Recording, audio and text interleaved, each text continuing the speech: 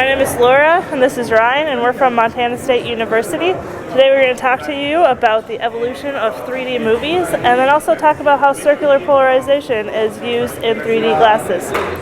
So to start off, we have to define, what is 3D movies? How do we even see in 3D? So what you can do is you can imagine taking a two-dimensional image from one eye and a two-dimensional image from the other eye.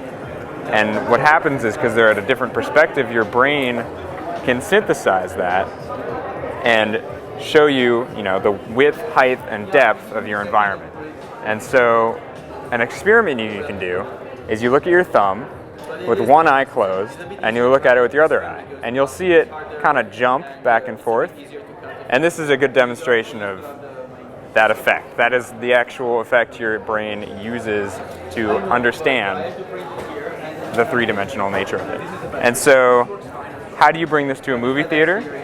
Well, you have to film the movie in those two different perspectives. And so they have two different camera lenses while they're filming.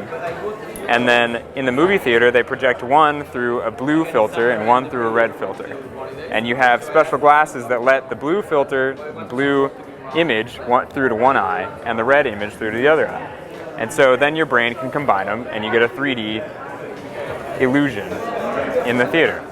But that had a disadvantage because it's not full color. So how did we fix that? So in the modern times now, we use polarized light to replace the blue and red filter with polarized orientations. So what is polarization? Polarization is the orientation, is a property, first it's a property of a light wave, and then polarization represents the orientation of its electric field, so the direction. So polarized waves can be vertical, so similar to how an ocean wave propagates, and then it can also have side-to-side motion horizontal. So what 3D glasses utilize is that polarization orientations can be blocked. So this string represents our light wave, and this object represents our filter, so similar to what a polarized filter is. And so we can have polarization orientations side to side that gets through, but then we can have polarization orientations that are vertical with horizontal light, and those orientations don't propagate through. And so 3D glasses use this technique to filter light from two different lenses. So one is horizontal and one is vertical, and that two different perspectives give you a 3D nature. There's a problem though using linear filters, in that, say this is our screen, this is our lens. When we rotate it, we get polarization that changes, and we don't want that in a 3D movie.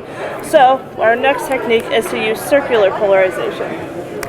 So we saw that if you are sitting in the movie theater and you change your perspective, you might get the wrong image to the wrong eye with linear polarizers. So we switch over to circular polarizers, where instead of using the side-to-side nature polarization and the vertical nature, you use counterclockwise polarized light and clockwise polarized light. And so no matter how you rotate your head, it's still clockwise or it's still counterclockwise. There's a great experiment that you can do, and that if we both would wear these glasses, we put them on, look at each other, close one eye at a time, and when we tilt our head, we don't see a change in the polarization. So this is why we use circular polarization for 3D movies.